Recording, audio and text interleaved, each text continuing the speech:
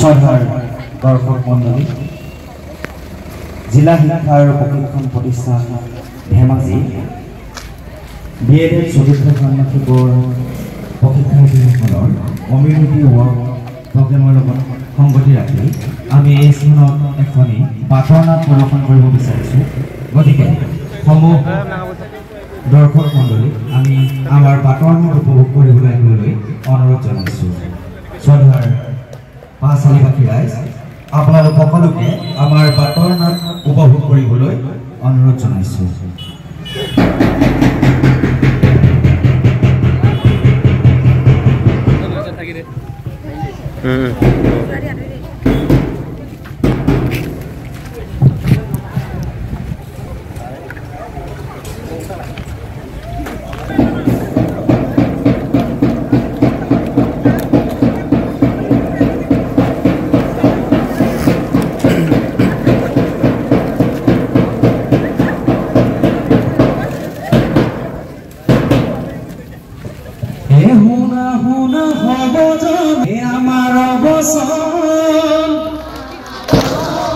কলিকালে জন্ম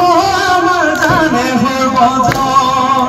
কলিকালে জন্মে আমার জানে সর্বজন, শুনা শুনা সর্বজন আমার অবসন, কলিকালে জন্ম আমার জানে সর্বজন, কলিকালে জন্মে আমার জানে সর্বজন,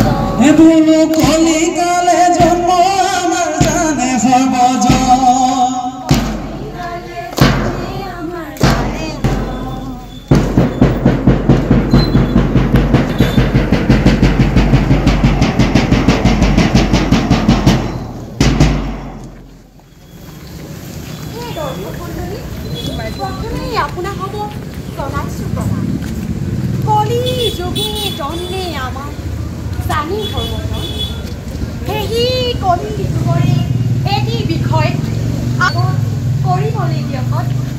আমি আহি ওলালোহি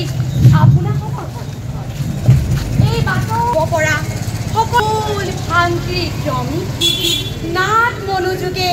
দেখ শুনহ নিৰন্তৰে চিন্তা কৰহ ৰহ কৰ।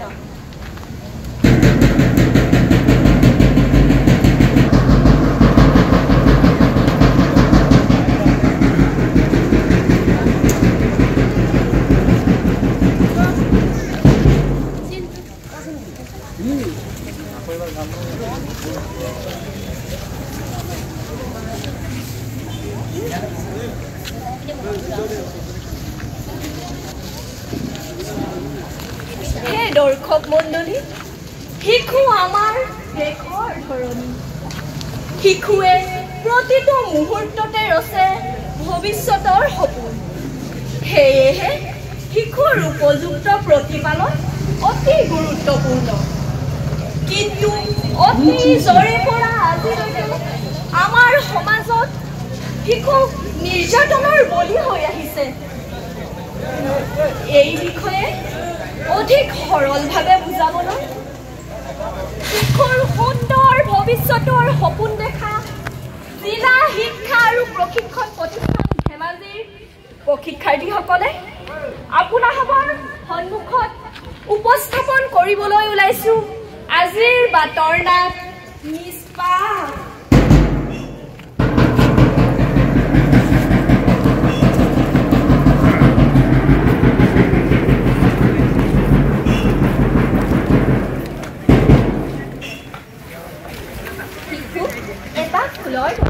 সযতনে নাৰাখিলে সহজেই মৰহি পৰে।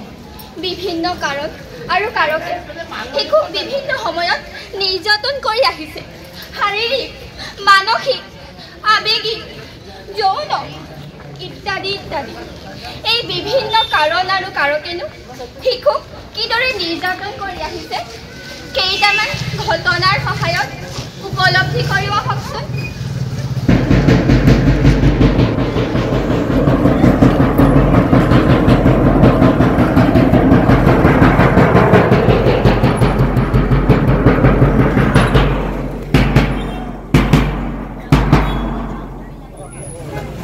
নাই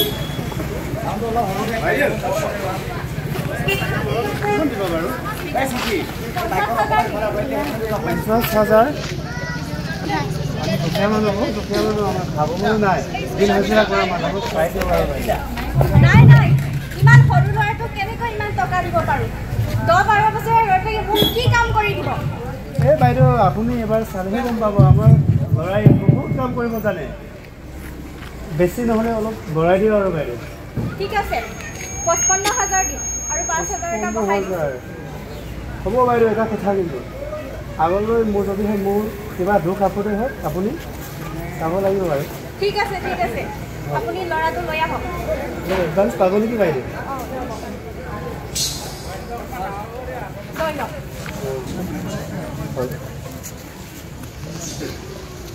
ঐ যাদু অ দেউতা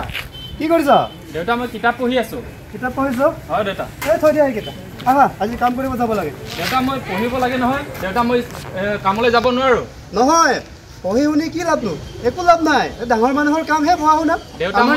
পঢ়ি মেলি ডাঙৰ মানুহ হ'ব লাগিব দেউতা মই কামলৈ নাযাওঁ আমাৰ নিচিনা দুখীয়া মানুহৰ এইটো পঢ়ি শুনি একো লাভ নাই তুমি কাম কৰিব যাব তেতিয়াহে তুমি খাবলৈ পাবা দেউতা নাযাওঁ মই কামলৈ নাযাওঁ দেউতা কামলৈ নাযাওঁ দেউতা কামলৈ নাযাওঁ এই দৰ্শক মণ্ডলী এয়া কেৱল এটা ঘটনা আপোনালোকে এই দৃশ্য দেখিবলৈ পালে কিদৰে নিজৰ দেউতাকে নিজৰ সন্তানটিক অৰ্থৰ ভোগ আৰু লালসাত শিক্ষাৰ অধিকাৰৰ পৰা বঞ্চিত কৰিলে আৰু নিজৰ সন্তানটিক অন্ধকাৰ ভৱিষ্যতৰ দিশে ঠেলি দিলে আহকচোন আমি অন্য এটা দৃশ্যৰ মাজলৈ যাওঁ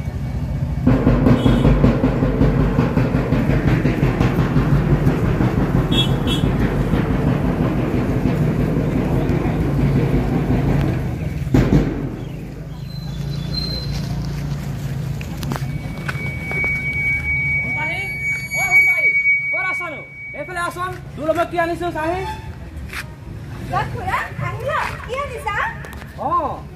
চোৱা তোৰ মই এটা ধুনীয়া চোলা আনিছো চোৱা এইটো ইমান ধুনীয়া তোলা বৰ ধুনীয়া লাগিব চা মই তই পিন্ধি দেখুৱাচোন মোক এবাৰ হ'ব মই পিন্ধি সেই চাকৰি খুৰালে লাজ কৰে নেকি চা মই পিন্ধাই দিওঁ তোমাক এই নালাগে খুৰা একো নহয় মৰমে কৰিছো একো নহয়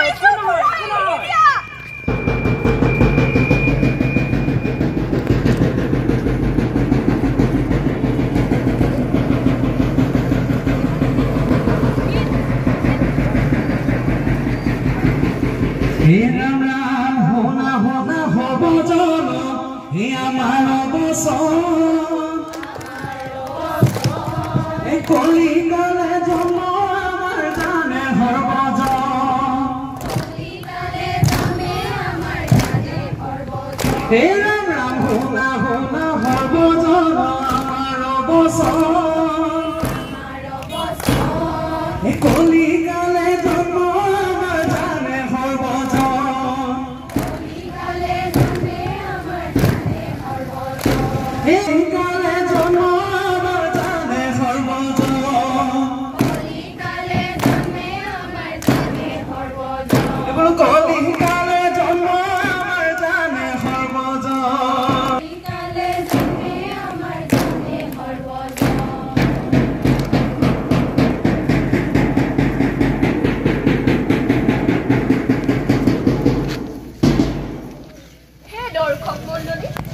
আপোনালোকে দেখিলে কেনেদৰে চলে বলে কিংবা কৌশলেৰে শিশুক নিৰ্যাতন কৰি আহিছে এছামে এনেধৰণৰ নিৰ্যাতনৰ ফলত শিশুৰ মনস্তত্বত পৰা কুপ্ৰভাৱে শিশুৰ সপোনবোৰক ৰূপান্তৰিত কৰিছে চিঞৰলৈ শিশুৰ সপোনবোৰক ৰূপান্তৰিত কৰিছে অন্ধকাৰলৈ কি ভাতৃ কি ভগ্নী কি খুৰা কি খুৰী কি মামা কি মামী কি আত্মীয় স্বজন কাৰোৰে হাতত সুৰক্ষিত নহয় আমাৰ নিষ্পাপ শিশু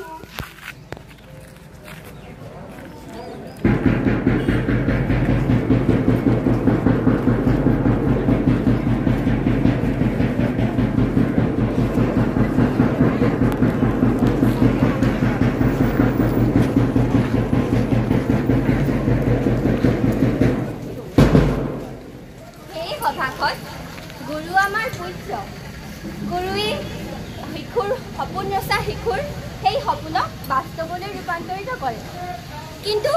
আজিৰ শিশু এই গুৰুৰ হাততো সুৰক্ষিত নে এচাম নিৰ্দয় গুৰু ভেগধাৰী অপৰাধীয়ে শিশুৰ ওপৰত বিভিন্ন সময়ত নিৰ্যাতন চলাই আহিছে শিশুসকলৰ ভৱিষ্যতক তেওঁলোকে ৰূপান্তৰিত কৰিছে অন্ধকাৰলৈ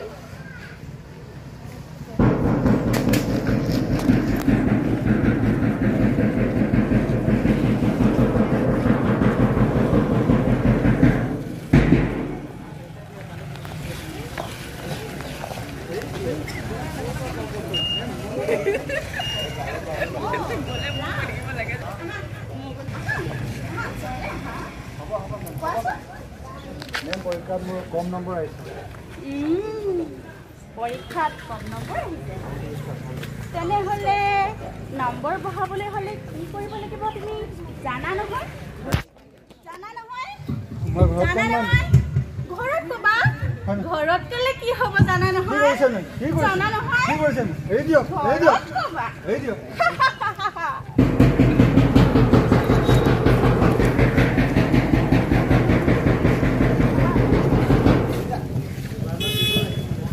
আজিও আমাৰ সমাজত শিশুক বিভিন্ন ধৰণে নিৰ্যাতন কৰি আহিছে আৰু তাৰ বাবে আজিও আমাৰ সমাজ সচেতন আৰু সজাগ হোৱা নাই যদিও চৰকাৰে এই সম্পৰ্কে বিভিন্ন ধৰণৰ আইন প্ৰণয়ন কৰিছে তথাপি আজি কুপতি আমাৰ সমাজত শিশুক শাৰীৰিক মানসিক যৌন আদি বিভিন্ন ধৰণে উৎপীড়ন চলাই আহিছে সেইবাবে ৰাইজ আমি সজাগ হ'বৰ হ'ল আমি আমাৰ নিজৰ শিশুটিৰ লগতে আৰু আমাৰ সমাজত যিসকল শিশুৰ ওপৰত এনেধৰণৰ নিৰ্যাতন চলি অহা আপোনালোকে প্ৰত্যক্ষ কৰিছে তেন্তে সেইসকল শিশুক আমি উদ্ধাৰ কৰিব লাগিব আৰু যদিহে এই নিৰ্যাতন আপোনালোকে প্ৰত্যক্ষ কৰিছে তেন্তে অতি শীঘ্ৰে আমি আমাৰ ওচৰৰ থানাত আৰক্ষী বিষয়াক এই সম্পৰ্কে জনাব লাগিব আৰু সমাজৰ পৰা এই নিৰ্যাতন আমি পুলিয়ে পোখাই নিৰ্মূল কৰিব লাগিব আহক ৰাইজ আমি সজাগ হওঁ আৰু শিশুসকলক সুন্দৰ ভৱিষ্যতৰ দিশে আগুৱাই লৈ যোৱাত আমি সহায় কৰোঁ আৰু শিশুসকলক এপাহ নিষ্পাপ ফুলৰ দৰে ফুলি আমাৰ সমাজখন সুশোভিত কৰাত আমি প্ৰেৰণা যোগাওঁ ধন্যবাদ হে ৰাম ৰাম শুনা শুনা সৰ্বজন হে আমাৰ অৱসৰ